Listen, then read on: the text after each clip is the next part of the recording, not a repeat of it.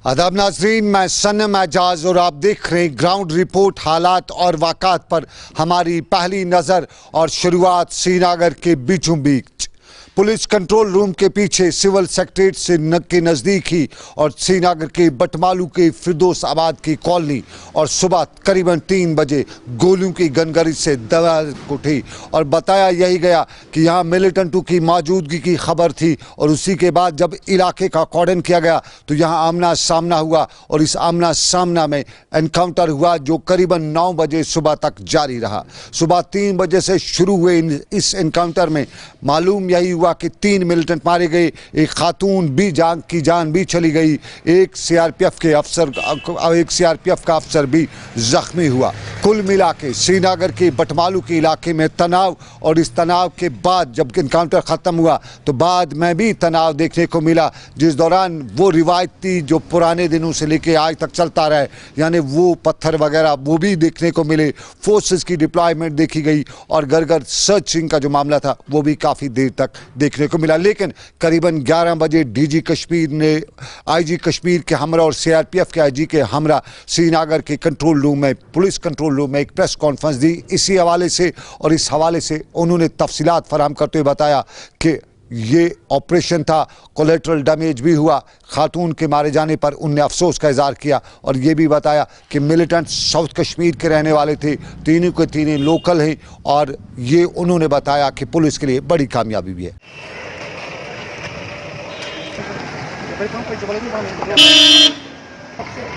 आबादी वाला इलाका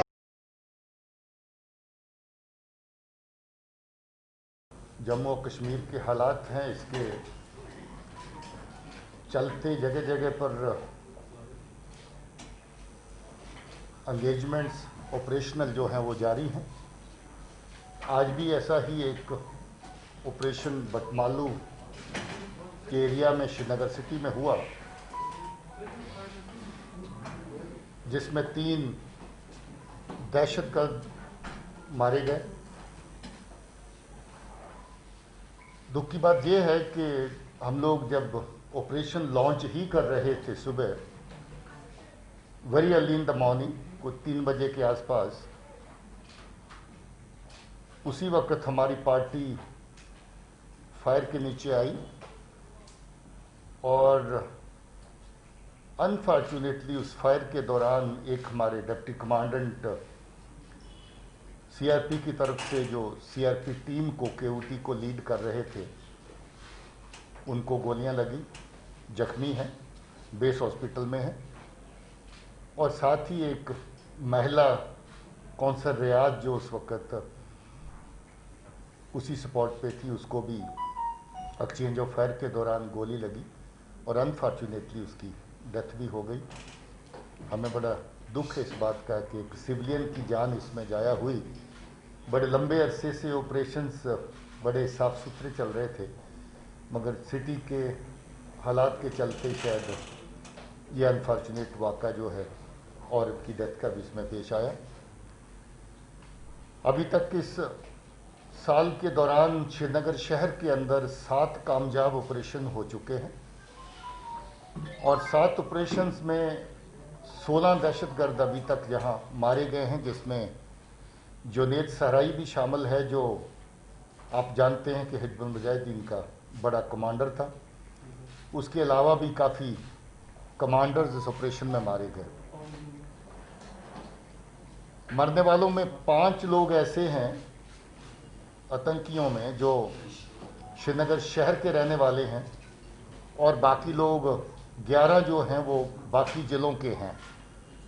इससे आप अंदाज़ा लगा सकते हैं कि श्रीनगर शहर कितना निशाने पे रहता है बाहर के दहशतगर्दों के, जो बाहर के ज़िलों में ऑपरेट करते हैं। बार बार उनके ग्रुप बाकी ज़िलों से श्रीनगर शहर में आके पनाह लेते हैं और जहां पर दहशतगर्दी कार्रवाइयों को अंजाम देने की प्लान करते हैं और उसके मुताबिक जहां पर आकर के छुपते हैं और बहुत सारी कार्रवाइयां अंजाम भी देते हैं।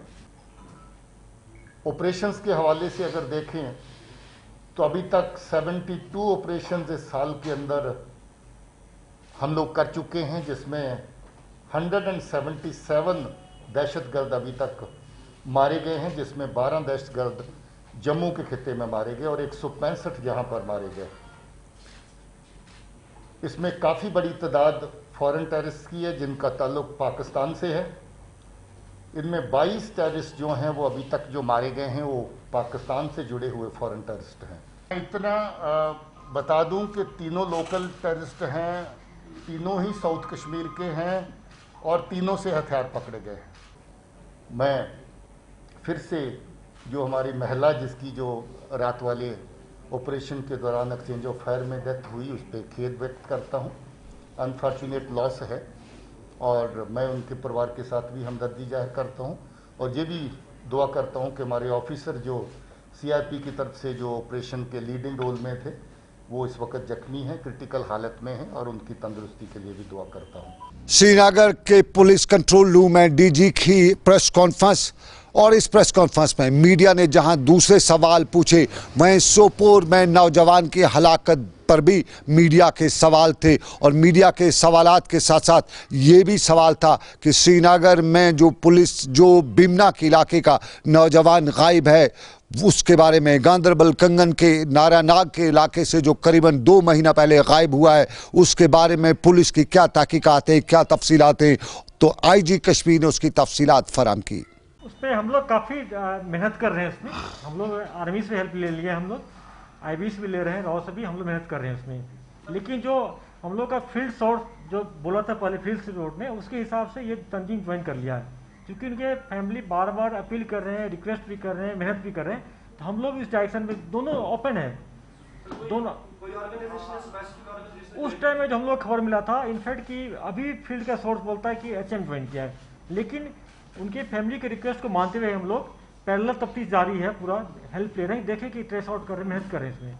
आईजी की प्रेस कॉन्फ्रेंस श्रीनगर के बिमना इलाके के स्कॉलर के हवाले से बताया कि शायद उसने भी मिलिटेंसी ज्वाइन कर रखी है, ये एक पहलू, लेकिन सोपोर के नौजवान की हलाकत और उस पर सवाल और सवालात के घेरे में पुलिस के डीजी और आईजी भी थे और सवालात के घेरे में पहले यही पूछा गया कि सब कुछ सोपोर में जो कुछ भी हुआ पुलिस उस पर क्या कर रही है, क्यों पुलिस इस सारे मामले पे फिलहाल जो बयानबाजी करी है उस पे लोगों को भरोसा क्यों नहीं आ रहा है, क्योंकि माजी से लेके हाल तक कई बार इस तरह के वाक़ात हुए हैं। शोपियां का इनकाउंटर भी अभी भूला नहीं है, उस हवाले से भी डीजी ने बताया और शोपियां इनकाउंटर के हवाले से उन्होंने बताया कि बहुत जल्द वो रिपोर्ट्स वगैरह आ जाएंगी और कानून के तकाजे पूरे किए जाएंगे। कि उनको जब पिक किया गया, अरेस्ट किया गया, तो उनके पोसेशन से ग्रेनेड मिला। ग्रेनेड मिलने के बाद उसको फर्दर इंटरोगेट किया तो डिस्क्लोज मेमो पर उसको फर्दर रिकवरी के लिए ले गया फील्ड में, क्योंकि डार्कनेस थी, काफ़ी अंधेरा था वहाँ पर। और उस कंडीशन में 3-4 जगह लोकेट कर रहा था, यहाँ पर ग्रेनेड छिपा रखे, यहाँ पर रखें। उस अंधेरा का फ़ायदा उठा के वहाँ से भाग गया, क्योंकि उसके पास हथियार नहीं था। उन्होंने फायर हमारे पर नहीं किया, इसलिए हमारे जवानों ने कोई फायर नहीं किया उस पर। फिर भी हमारे लोग उसको खोजते रहे, बाद में टॉर्च लाए काफिला। कुछ देर के बाद उनको देखा कि जो पत्थर पर गिरा हुआ था, कुछ उसके पैर में इंजरी भी थे, उनके पास लगा हुआ था। फिर उसको हॉस्पिटल लाया गया, फिर यहाँ पीसीआर में लाया गया, उसको फॉर्मेलिटी वीडियोग्राफी किया गया, डॉक्टर का टीम मेडिकल पोस्टमार्टम किए गए, कोविड टेस्ट कराए। उनके बाद उनके फैमिली मेम्बर का साथ जाके हम लोग सोनभद्र में उनको लास्ट राइड करवाए। दूसरी बात है कि जहाँ आप लोगों ने कुछ कंप्लेंट एक्सप्रेस किया है चाहे उनकी फैमिली मेम्बर ने, उसके तहत मैंने एसपी साहब को बोला कि आप डीएम को बारामूला को लेटर लिखिए। उन्होंने एक लेटर लिखा है, हम लोग डीएम से रिक्वेस्ट के आप मैसेज इंक्वायरी इनिशिएट कीजिए, शायद आज सुबह ऑर्डर निकल चुका होगा। बिल्कुल। देखिए, हम लोग ज़्यादा इसको गहराई में न जा कर के, अगर इंक्वायरी का प्रोसेस शुरू होने वाला है तो जो सिलसिला इंक्वायरी पे छोड़ दिया जाए। हम लोग इंक्वायरी से पहले इंक्वायरी करने की कोशिश ना करें। जब कह दिया गया है कि इसमें मैजिस्ट्रेट इंक्वायरी अगर इंस्टीट्यूट होती है, जिस भी तरह की इंक्वायरी इंस्टीट्यूट होती है, जो भी फैक्चुअल पोजीशन है वो बाहर आएगी और उसके मुताबिक कार्रवाई होगी। ये हमारे कॉन्फिडेंस ले पाए कि कहाँ हमको इंटरनेट करना नहीं करना। जैसे श्रीनगर सिटी में इनकाउंटर हो रहा है, हम लोग नहीं किए, क्योंकि मुझे कॉन्फिडेंस है कि यहाँ हम संभाल लेंगे सिचुएशन। यहाँ काफ़ी सिक्योरिटी फोर्स है, मेरा हर जगह वहाँ पर जब जाएंगे। सोपोर जो रिमोट एरिया है जहाँ काफ़ी मिलिटेंट्स का नंबर है, वहाँ एक इनकाउंटर से दूसरा इनकाउंटर होने का, अटैक होने की संभावना रहता है। मैं नहीं चाहता, हम लोग नहीं चाहते हैं कि इंटरनेट का फायदा उठा के मिलिटेंट फर्दर कहीं अटैक कर दे। तो रूरल डिस्ट्रिक्ट में आप देखते होंगे कि जहां एक बार फायरिंग शुरू हो गया, कभी कभी ऑपरेशन लॉन्च करने के भी हम इंटरनेट शट डाउन करते हैं हम। सोपोर के वाक़े पर मीडिया का सवाल यही था कि शाम को नौजवान गिरफ्तार होता है और उसके बाद उसको छापामारी के लिए लिया जाता है। वो शाम को भाग जाता है, लेकिन रात 10 बजे रात 2 बजे इंटरनेट स्नैप हो जाता है। सोपोर में डेड बॉडी सुबह मिलती है। ये खदशात क्या थे? पहले ही इंटरनेट स्नैप होना, क्या पहले ही पुलिस को लग गया था कि उसको वो मर चुका है? ये सवालात, और इन सवालात को किसी हद तक पुलिस ने गोल भी करने की कोशिश की। आईजी कश्मीर ने इस पर जवाब भी दिया, लेकिन इसके साथ साथ दूसरे सवालात भी थे, और दूसरे सवालात में डेड बॉडीज, इस नौजवान की डेड बॉडी वापस क्यों नहीं की गई? क्यों उसको दफन यहाँ श्रीनगर के गांदरबल के इलाके में किया गया? दी जाएगी, इसमें कोई दो राय नहीं है। उसका मिलिटेंसी से कोई ताल्लुक नहीं है, इसमें कोई दो राय नहीं है, और उनकी डेड बॉडी बिल्कुल है। ये श्रीनगर में प्रेस कॉन्फ्रेंस पुलिस सरबराह की। आईजी हमरा थे, सीआरपीएफ की आईजी भी वहां मौजूद थी। सभी मामलात पर मीडिया ने सवाल पूछे, पुलिस ने जवाब भी दिया। लेकिन एक और मामला जो लाइन ऑफ एक्चुअल कंट्रोल के साथ ना भी जुड़ा हो, लेकिन लाइन ऑफ कंट्रोल का मामला है, वो ये हिंदुस्तान और पाकिस्तान के दरमियान का मामला है, जो आए रोज़ लाइन ऑफ एक्चुअल कंट्रोल पर ना सही, लेकिन लाइन ऑफ कंट्रोल पर देखने को ज़रूर मिलता है। ये गोलाबारी से कहा जाता है, सीज फायर वायलेशन कहा जाता है, और आज तो कहर बरपा कर रखा था। बताया जाता है कि लगभग 1 घंटे में 200 के करीब शल फेंके गए, और शल पड़ोसी मुल्क की तरफ से, वहां की फौजों की तरफ से फेंके गए, और ये बालाकोट, पुंछ के मेंढर सेक्टर के बालाकोट इलाके में हुए। और इस गोलाबारी से पूरे इलाके में दहशत फैल गई। पूरे इलाके में गोलों की आवाज़ दूर दूर तक सुनाई दे रही थी, और साफ जाहिर है हिंदुस्तान और पाकिस्तान में कुछ कोई गूंज ना हो, लेकिन ये गोलों की गूंज हर रोज़ सुनाई देती है। वहाँ की सूरत-ए-हाल, लाइन ऑफ कंट्रोल पर गोलों की गूंज की आवाज़ें, और वहाँ के लोग किस तरह की उम्मीदें लगाए हुए हैं, आप भी सुनिए।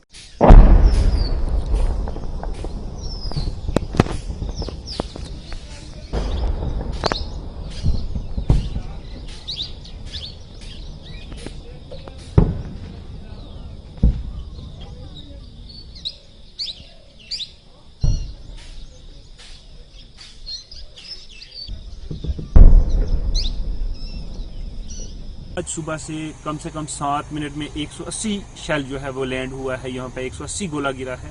ज़बरदस्त शेलिंग हुई है, दोनों तरफ से ज़बरदस्त शेलिंग हुई है।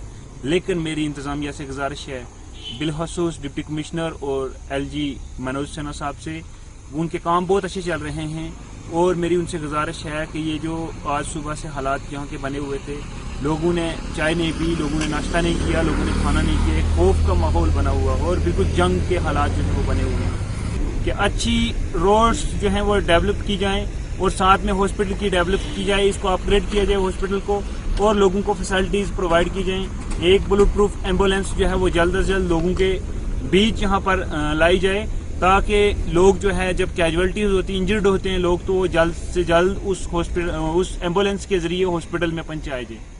और अब सियासत के मैदान पे हमारी नज़र। सियासत के मैदान में नईम अख्तर पीडीपी के सीनियर लीडरान में शुमार होते हैं, जेल भी गए हैं। सियासत और सरकार में जब रहे, कंट्रावर्सीज भी रहीं, लेकिन अब भी सियासत के मामलात में कहीं न कहीं अब नई दिशा के तौर पे उंगली दिल्ली की तरफ उठाई जाती है। और आज भी उन्होंने हमारे साथी सईद तजम्मुल से बात करते हुए कश्मीर से लेके हिंदुस्तान, पाकिस्तान और चीन के हालात पर तबादला ख्याल करते हुए बताया कि हालात कश्मीर के वो नहीं हैं जो कभी हुआ करते थे या होने चाहिए थे। जो कश्मीर पर जो एक मुसीबत आई है जम्मू कश्मीर पर, इस हुकूमत की सूरत में, उस चैलेंज का मुकाबला कैसे कर सकते हैं, हम अपनी बात को आगे कैसे रख सकते हैं, हम डेमोक्रेटिक, जिसमें हमारी अभी भी कुछ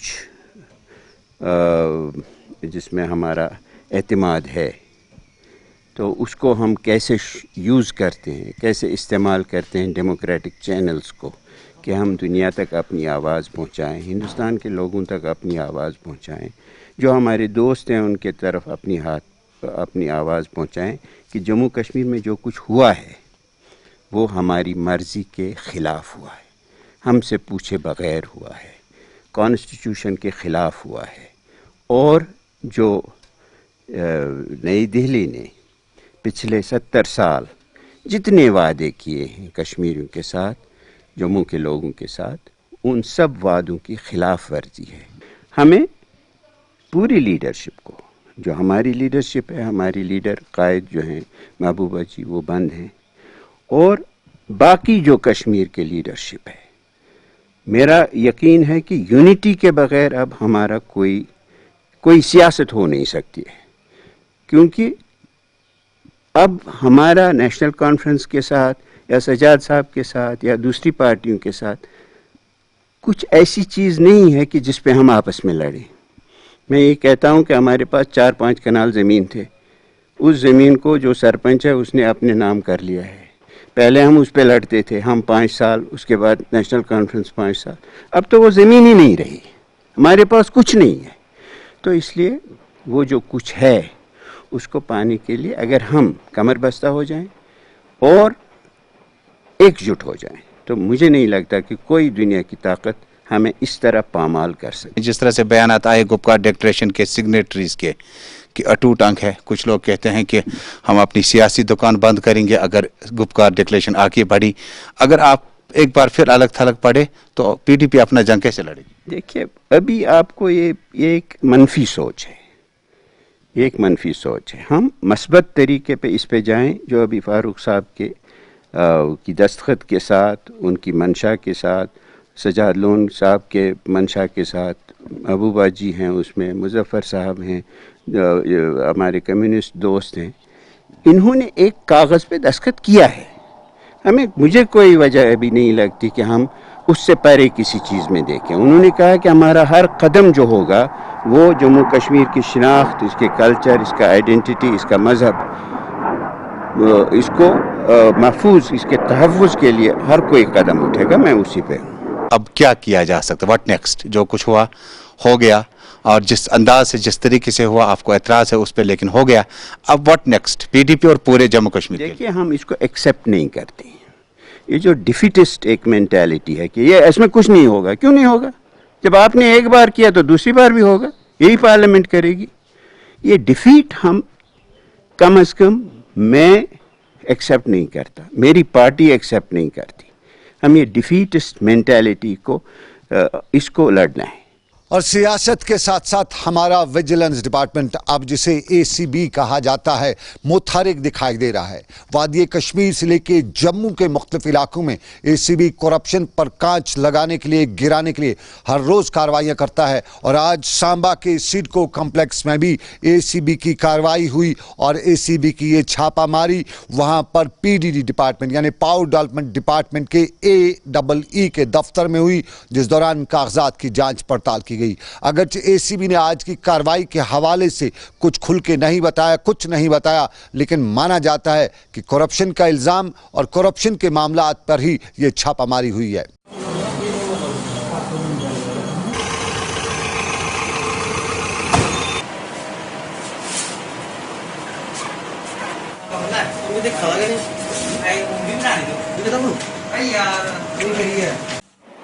एंटी करप्शन ब्यूरो की टीम ने आज सांबा के पीडीडी विभाग के AEE ऑफिस में रेड किया है और वहां पर कुछ जरूरी दस्तावेजों को भी खंगालने का प्रयास किया जा रहा है। और सूत्रों के हवाले से हमें यह पता चल पाया है कि शायद एंटी करप्शन ब्यूरो को कोई इनपुट्स मिले थे करप्शन को लेकर, और उसी के चलते एंटी करप्शन ब्यूरो की टीम आज सांबा के सिडको इलाके में स्थित पीडीडी विभाग के AEE ऑफिस में पहुंची। और मैं आपको बताना चाहता हूं कि उनके अधिकारियों को लेकर जो एंटी करप्शन ब्यूरो की टीम है वो सिडको इंडस्ट्रीज कॉम्प्लेक्स में जितनी भी अलग अलग इंडस्ट्रीज बनी हुई है उनको वहां पर चेक करने के लिए पहुंची है। शायद ऐसा लगता है कि हो सकता है कि विभाग द्वारा कुछ इलीगल जो इलेक्ट्रिसिटी के कनेक्शन है वो कुछ इंडस्ट्रीज वालों को दिए हुए हैं और उसमें कुछ करप्शन का बोलबाला हो सकता है।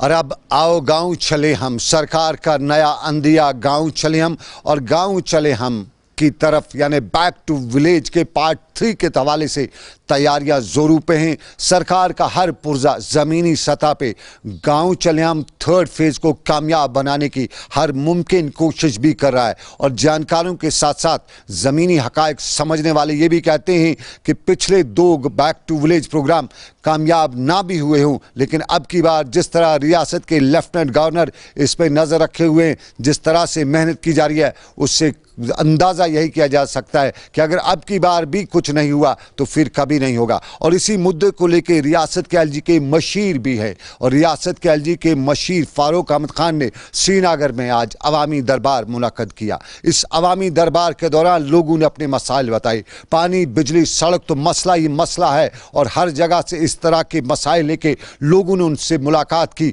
वहीं अस्पताल, हेल्थ स्ट्रक्चर और हमारे कुदरती ज़खायर को बकौले लोगों के लूटने का इल्ज़ाम भी लेके कुछ लोग आए हुए थे और बसी और फारूक अहमद खान ने आज इस अवामी दरबार के दौरान कुछ मसाइल को मौके पर ही निपटाया, कुछ के लिए अहकामात जारी किए और कुछ के हवाले से ये भी बताया कि सरकार उनसे रिपोर्ट, उन मुतलका हुकाम से रिपोर्ट मांगेगी और रिपोर्ट के बाद इस सारी सूरत-ए-हाल पर नज़र रखेगी। इधर रियासत के एग्रीकल्चर डिपार्टमेंट की तरफ से आज कुंजर के टाउन हॉल में एक प्रोग्राम भी रखा गया और एग्रीकल्चर की इफादियत बताते हुए यहाँ बताया गया कि रियासत में तरक्की करनी है तो एग्रीकल्चर सेक्टर को बढ़ावा देना होगा।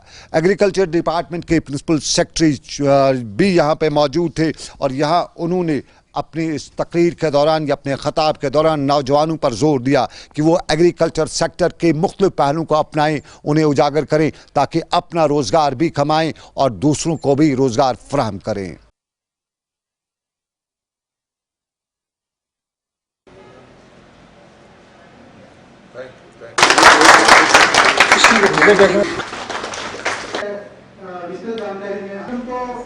यूथ को देखिए, मैंने अपने स्पीच में काफ़ी तफसील से कहा कि आपके पास सब कुछ है। प्राइमरी सेक्टर में एग्रीकल्चर, हॉर्टिकल्चर में आपके पास वो है जो किसी और के पास नहीं है।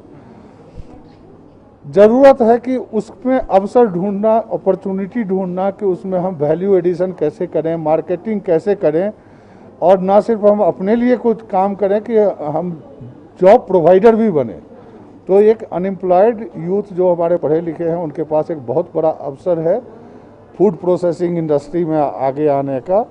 हमारे उसमें काफ़ी मदद है, स्कीम्स हैं, काफ़ी सब्सिडीज़ हैं, उनका फ़ायदा उठाए और ख़ुद अपने लिए जॉब भी क्रिएट करे और दूसरों के लिए भी जॉब क्रिएट करे। चलिए, बात रोज़गार की तो तालीम की बात भी हो। जम्मू कश्मीर में पिछले दिनों ही ज़ुबान के हवाले से कुछ मामलात रखे गए थे, लेकिन पहाड़ी ज़ुबान बोलने वालों को वो मुकाम, वो दर्जा नहीं दिया गया।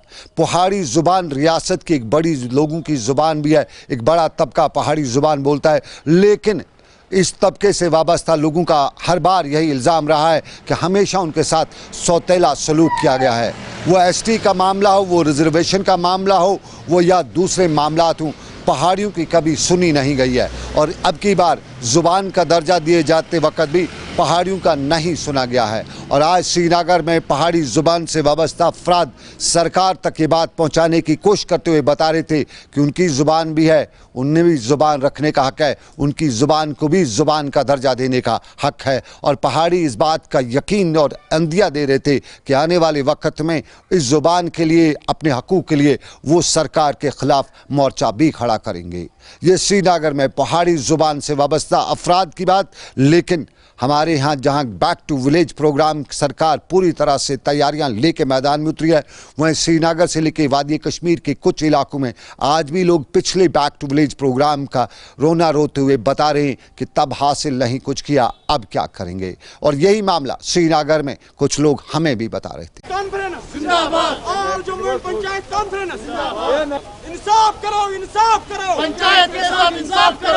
और इस टेंडरिंग से इस टाइम ग्राउंड लेवल पे प्रॉब्लम क्या होगी, पंचायत यहाँ पर मजबूर क्यों हुई आपके सामने आने के लिए?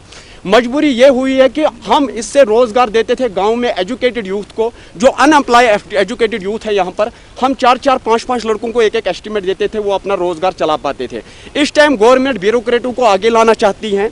इससे जब वो ई टेंडरिंग निकालेंगे और वहाँ पर एक ठेकेदार जब टेंडर डालेगा, वो 10-10, 20-20 गाँव का मतलब अपना ये जो भी बैक टू विलेज का काम होगा। और इस आज के बाद जो गवर्नमेंट B2V3 करने जा रही है, panchayat all Jammu and Kashmir conference आज से ही ऐलान करती है हम बाइकाट करेंगे, हम बैक टू विलेज प्रोग्राम में नहीं जाएंगे। पंचायत से जुड़े लोगों का श्रीनगर में वाविला और वाविला करें भी तो क्यों ना करें। ज़रा नज़ारा हम आपको पटन के इलाके का दिखाते हैं। ये वो तस्वीर हैं जो हम सरकार तक इस उम्मीद के साथ पहुंचा रहे हैं कि कहीं न कहीं ACB का काम यहाँ ज़रूर निकल जाता है। ये लाखों रुपए खर्च किए हैं, 10,000, 20,000, 50,000 नहीं, यहाँ इस इमारत पे, इस बिल्डिंग को बनाने में लाखों रुपए ज़रूर खर्च किए होंगे। वो अलग बात है कि खर्चे से ज़्यादा की बिल भी निकाली गई होगी, उस पर कोई जाने की ज़रूरत नहीं है। लेकिन इतने रुपए खर्च करने के बाद इस बाथरूम को आवाम के लिए खुला नहीं छोड़ा जा रहा है। ज़रूरत थी आवाम को इसकी, तब आवाम ने वाविला किया था, तब फिराक दली का मुजाहरा किया गया था, तब बताया गया था कि आपकी ज़रूरतों का ख्याल रखा जा रहा है और ख्याल रखते हुए इलाके के लोगों के लिए बाथरूम बनाया गया था। टेंडर्स भी निकाले गए, बाकी कुछ भी किया गया, कुछ इधर का उधर भी इल्ज़ाम है कि हुआ, वो अलग बात, उस पर जाने की ज़रूरत नहीं। लेकिन बनने के बाद, एक खूबसूरत इमारत बनने के बाद इसको आज खोला नहीं जा रहा है और साफ जाहिर है ये बनाया क्यों? क्या वाकई में ये आवाम की ज़रूरत थी? और अगर ज़रूरत नहीं थी तो फिर बनाया क्यों? और अगर ज़रूरत है तो फिर बंद क्यों है? ये पटन के इलाके के लोग कहते हैं। हमारे नुमाइंदे वहाँ से राही निसार भी मौके पर थे, लोगों से भी बात की, लोगों की राय भी क्या है ज़रा आप भी सुनिए।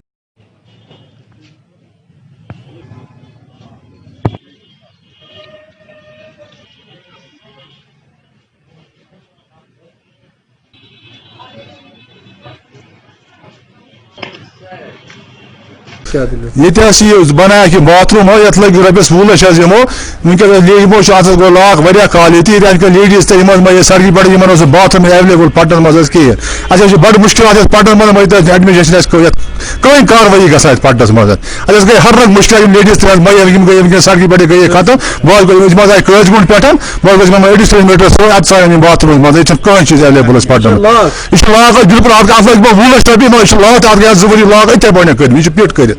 और चलिए नाजरीन, एक और पहलू भी उजागर करते हैं। पिछले कुछ दिनों से एडमिनिस्ट्रेटर जो कश्मीर का बदला है तो कुछ ज़मीनी हकायक भी बदले हैं। सच्चाई यही है कि कुछ सड़कों पे मैकडाम पड़ा है, कुछ पे पड़ रहा है और साफ जाहिर है जब सड़कें अच्छी होंगी तो जब फेस अच्छा होगा तो बाकी भी अच्छा हो सकता है। लोगों में इस सारे मामलात से उम्मीद भी किरण भी जागी है और इडलीपोरा से लेके मलपुरा बडगाम की सड़क बनाए जाने पर इलाके के लोगों में खुशी की लहर दौड़ी हुई है। रियासत के एलजी का शुक्रिया अदा किया जा रहा है और एलजी का शुक्रिया अदा करने के साथ साथ बाकी इलाकों के लोग भी कहते हैं कि उनके इलाके के भी मसाइल हैं और इन्हीं मसाइल में सरकार का ये भी कहा जाता है कि सरकार अगर बुनियादी मसाइल हल कर पाती है तो कहीं न कहीं अवाम में एतमाद पैदा किया जा सकता है, वो एतमाद जिसकी कमी देखी जाती है। और इस एतमाद को पैदा करने के लिए, इस एतमाद को बराबर करने के लिए सरकार को अभी बहुत कुछ करना होगा। लेकिन किसी हद तक इमलीपुरा से मलपुरा तक के लोगों की उम्मीद और एतमाद पैदा हुआ है जिसके लिए वहाँ के लोग रियासत के एलजी और रियासत की सरकार का शुक्रिया अदा करते हैं। दूसरे महकमे भी कर लें तो अच्छा होगा, लेकिन अक्सर इलाकों से आर&बी के हवाले से शिकायतें आती है कि खाना पूरी करिए और ये मैगडमाइजेशन का जो काम शुरू कर रखा है इसमें वो पैरामीटर्स नहीं पूरे किए जाते हैं जिसके लिए उन्हें टेंडर्स दिए गए हैं, जिसके लिए वो मखसूस रकूमात खर्च की जा रही हैं। लेकिन फ़िलहाल आपको बताएं कि अभी तक का ग्राउंड रिपोर्ट यहीं पे ख़त्म हुआ चाहता है। मुझे मेरे साथी समीर वानी के साथ दीजिए इजाज़त, ऊपर वाले की मर्ज़ी, फिर करेंगे आपसे मुलाकात। आप रखिए अपना ख्याल, अल्लाह हाफिज़।